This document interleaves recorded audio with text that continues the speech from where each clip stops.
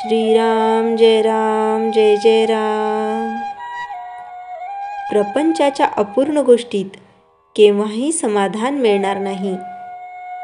सर्व अनुभवात आत्मप्रचिती ही खरी. दुसऱ्याने पुष्कळ अनुभव सांगितले, परंतु स्वतःला येईल तो अनुभव हाच खरा महत्त्वाचा.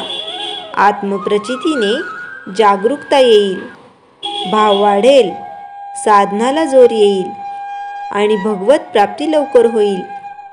संतांनी पुष्कळ गोष्टी आजवर आपल्याला सांगितल्या, परंतु त्यांना देव जसा हवा असा वाटला तसा आपल्याला वाटतो का? प्रपंच करीत असताना भगवंताची आपल्याला आवश्यकता वाटते का?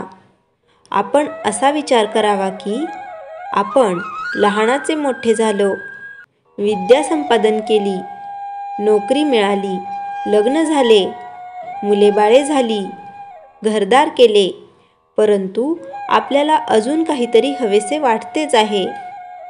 हे आपले हवेपण केव्हा संपणार?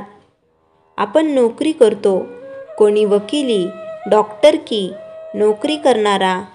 मालकाला आपल्याशिवाय दुसरा कोणी नोकर मिळणार नाही म्हणून काही नोकरी करत नाही, किंवा अशिलाला कोणी दुसरा वकील मिळणार नाही म्हणून वकील वकिली करत नाही. म्हणजेच नोकरीवाला काय, डॉक्टर काय, वकील काय, कोणीही आपापले कर्म केवळ त्या कर्मासाठीच करीत नाही, तर त्यातून आपल्याला सुख मिळेल ह्या ईर्षेने तो करीतो. परंतु आपण पाहतोच की सर्व काही केले, आयुष्यही संपले, तरी काहीतरी करण्याचे राहूनच जाते, त्याला पूर्णता येत नाही. एखादी गोष्ट आपल्याला मिळाली की आता यापुढे काही करायचे उरले नाही असे काही वाटत नाही. आता काही एक नको आहे, जेवढे आहे त्यात समाधान आहे असे कधी वाटते का? पुढे कसे होईल, हे सर्व कसे टिकेल, ह्यात आणखी कशी भर पडेल ह्याची विवंचना कायमच. एखाद्याचे लग्न ठरले, ते झाले की आता प्रपंचाची काळजी मिटली असे वाटते का? लग्न झाल्यावर समजा 5 वर्षे मूल झाले नाही तरी हा काळजी करतोच, आणि समजा मुले झाली तरीही याची काळजी आहेच. तेव्हा या प्रपंचाच्या गोष्टी अपूर्ण आहेत, त्यातून समाधान लाभेल हे कसे शक्य आहे? ह्या गोष्टी एकातून एक निर्माण होणाऱ्या आहेत.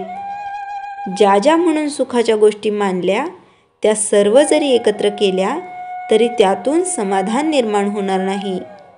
ज्या गोष्टी अपूर्णच आहेत त्यातून पूर्ण स्वरूप असलेले समाधान कसे लाभेल? समजा एका वेड्याच्या इस्पितळात 200 वेडे आहेत. जर कुणी म्हणाले की आता आणखी 100 वेडे आले की एक शहाणा त्यातून निर्माण होईल, तर हे कधी शक्य आहे का? श्रीराम जय जय राम. मनुष्याला किती असले म्हणजे पुरे होईल हे ठरलेले नाही. आहे त्या परिस्थितीमध्ये आपण समाधान मानले की जे आहे ते पुरेल. श्रीराम जय जय राम. जयाच्या जनी जन्मनामार्थ झाला, जयाने सदा वासनामात केला. जयाच्या मुखी सर्वदा नाम कीर्ती, नमस्कार त्या ब्रह्मचैतन्य मूर्ती. श्रीराम जय